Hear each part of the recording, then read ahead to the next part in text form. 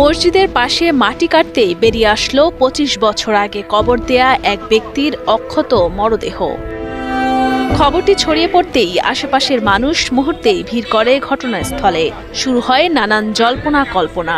এলাকার অনেকেই বলেন এটি আল্লাহর কুদরত, আবার অনেকেই বিশ্বাস করছেন পরহেজগার বান্দার প্রতি জান্নাতের ইঙ্গিত হিসেবে। নতুন কাপড় মনে হয় ২-৩-৪ দিন আগের পোতানো লাশ এরকম। লাশটার কাপড় যেটা ছিল একদম ফ্রেশ, কোনো ময়লা টালা ছিল না, কোনো স্পট নেই। আর লাশটা মনে হয় দুই তিন দিন আগের লাশ আর কি। কাপড়ে কোনো স্পট নাই, একদম কাপড় ফ্রেশ।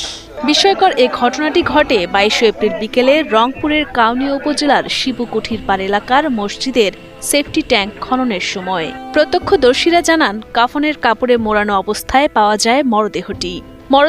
২৫ বছর আগে বার্ধক্যজনিত কারণে মারা যাওয়া এই মসজিদের মুয়াজ্জিন হোসেন আলী মুন্সির। স্থানীয়রা জানান, জীবিত অবস্থায় পরহেজগার মানুষ ছিলেন হোসেন আলী মুন্সি। মৃত্যুর পর তার ইচ্ছা পূরণ করতেই মসজিদের পাশেই তাকে দাফন করা হয়।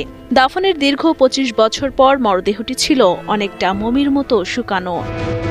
তবে কাফনের কাপড় ছিল একেবারে পরিষ্কার ও পুরোপুরি অক্ষত। খুবই ভালো ছিল লোকটা, অনেক ভালো ছিল। আমরা ছোটবেলায় এই জায়গায় স্কুল পড়ছি, আমাদের কিন্তু ডাকছে, আমরা ডাক শুনছি।